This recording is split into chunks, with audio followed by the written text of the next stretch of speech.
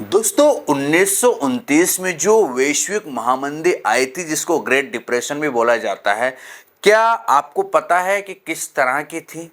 अगर नहीं पता है तो गूगल कीजिएगा, क्योंकि ना आप उस समय थे ना मैं उस समय था, लेकिन आज भी उसके बारे में तमाम जानकारी गूगल पर मौजूद है। बहुत सारे जो है अखबारों में उसके बारे में आर्टिकल छपे हैं, आप एक बार ज़रूर पढ़िएगा तो आपका दिमाग हिल जाएगा।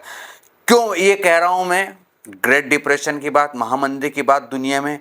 क्योंकि हालात फिर से पैदा होते जा रहे हैं।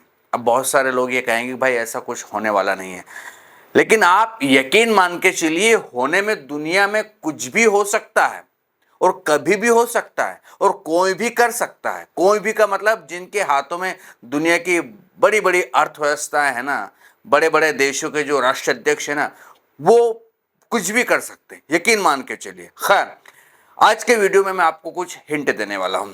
तो ट्रंप के ऐलान का वो दिन याद कीजिए जिसने वैश्विक अर्थव्यवस्था को हिलाकर रख दिया था। आपको पता होगा, अमेरिकी राष्ट्रपति डोनाल्ड ट्रंप ने 70 देशों पर भारी भरकम टैरिफ थोप दिए। भारत पर 50% और चीन पर 104% तक टैरिफ थोपा गया है, आप सभी को पता है। नतीजा क्या हुआ? डाउ जोन्स 4%, S&P 500 में से 5% की गिरावट और वैश्विक बाजारों में ट्रिलियंस डॉलर का नुकसान हुआ। हर अमेरिकी परिवार पर 2 लाख रुपए का अतिरिक्त बोझ पड़ गया। लेकिन ये तो सिर्फ शुरुआत है। क्या ये टैरिफ पूरी दुनिया को मंदी की आग में झोंक देंगे?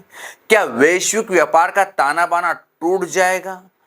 क्या होगा इस आर्थिक सुनामी अगर आई तो क्या होगा, सोचिए आप।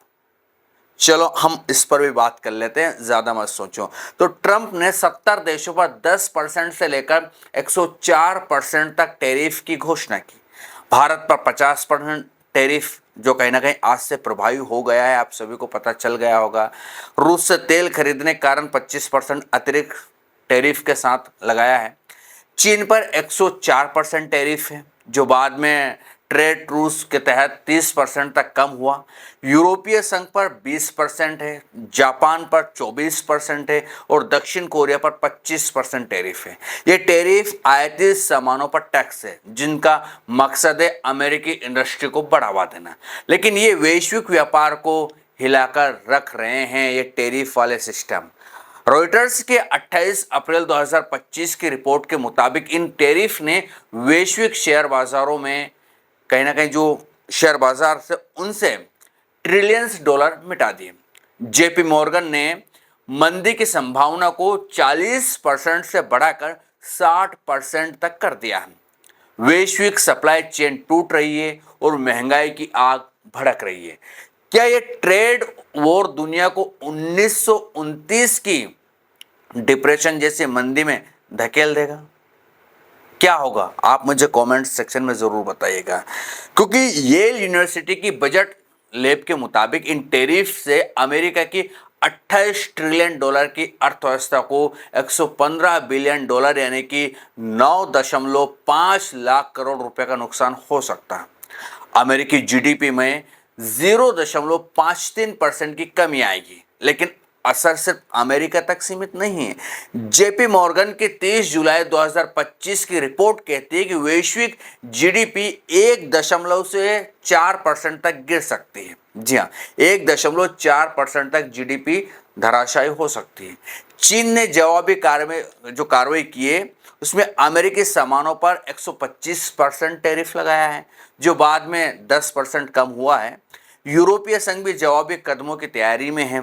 जापान के शेयर बाजार में भारी गिरावट आई हुई है और जर्मनी तीसरे साल मंदी की कगार पर दिख रहा है। रॉयटर्स की 4 अप्रैल 2025 की रिपोर्ट के अनुसार टैरिफ ने वैश्विक व्यापार में सबसे बड़े अवरोध पैदा किए हैं, जो 100 साल में सबसे ज्यादा है। आईएमएफ की मैनेजिंग डायरेक्टर क्रिस्टलिना जॉर्जिवा ने चेतावनी दी कि ये टैरिफ वैश्विक विकास को ठप कर सकते हैं। चीन दुनिया की दूसरी सबसे बड़ी अर्थव्यवस्था है, लेकिन 104% टैरिफ से उसकी इकोनॉमी जूझ रही है। हांगकांग का हैंग सेंग टेक इंडेक्स 27% तक नीचे गिर गया है। यूरोप में फ्रांस के राष्ट्रपति एमेनुअल मैक्रों ने अमेरिका में निवेश रोकने की बात कही है। जापान के प्रधानमंत्री शिगुरु इशिबा ने इसे राष्ट्रीय संकट करार दिया है। स्वीडन के वित्त मंत्री ने कहा है कि टैरिफ से उनकी अर्थव्यवस्था को नुकसान हो ही रहा है। अमेरिका में हर परिवार को औसतन $2800 यानी कि 2 लाख रुपए का अतिरिक्त खर्च करना पड़ सकता है। ये अनुमान लगाया जा रहा है और ऐसे दावे हो रहे हैं। जूते 40%, कपड़े 38% तक महंगे हो जाएंगे। रॉयटर्स के 28 अप्रैल 2025 के पोल में 60% अर्थशास्त्रियों ने कहा कि मंदी का जोखिम अब बहुत ज्यादा है।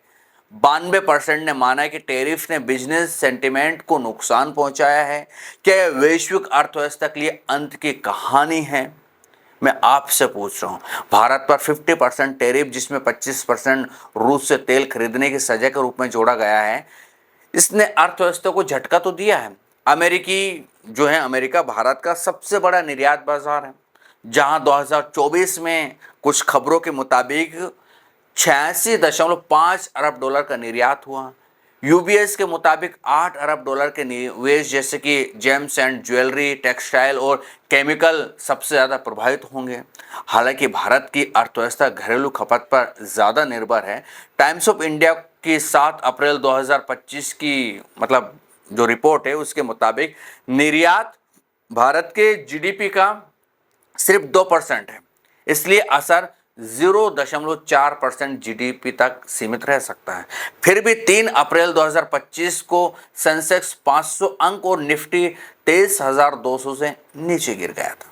भारतीय सरकार यूके के साथ फ्री ट्रेड अग्रीमेंट कर रही है, जो 2025 के अंत तक पूरा हो सकता है।